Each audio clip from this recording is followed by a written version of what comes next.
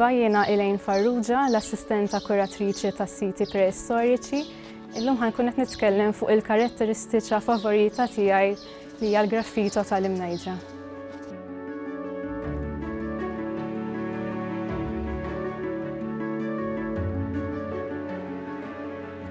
Dan il-graffito jinsab fil-bini ċentrali tal-Imnajdra u huwa madwar 25 cm wiesa u jinsab fil-passaġġ ċentrali tal-Imnajdra.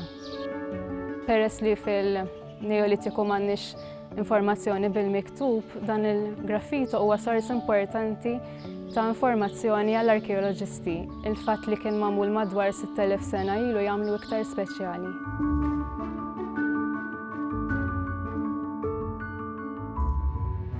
Dan il-graffito jevoka s-senna u l-abilitajiet artistiċi tal-komunità neolitika. Peress li dan il-graffito sar mingħajr l-użu ta' metall, peress li kienu jintużaw biss għodda tal-ġebel jew magħmula mill-ladam tal-annimali, wieħed jista' japprezza iżjed id-diffikultà li kellhom biex inaqxuha.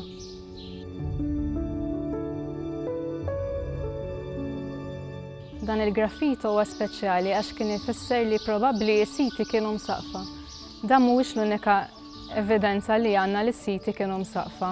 Ir-rappreżentazzjonijiet tal-bini fi żmien Neolitiku jinkludu mudell tal-frankament ta' ħaġrat li nstabet fl-1923 u frammenti ta' tinqix fil-franka ta' faċċata minn tarxien.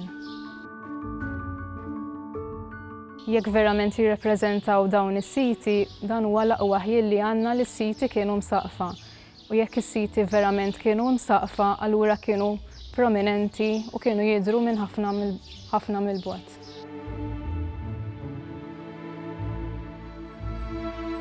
Illum minflok il-saqaf oriġinali għandna s-siti mgħottijin b'ken protettiv li jilqgħu għall-elementi naturali. Dan il-graffito jagħmel parti minn struttura akbar li nbena fi żmien in-Neolitiku. Din is-soċjetà kienet ibbażata fuq l-agrikoltura u l-bidja u sfortunatament m'għandna l-ebda evidenza bil-miktub fuqhom.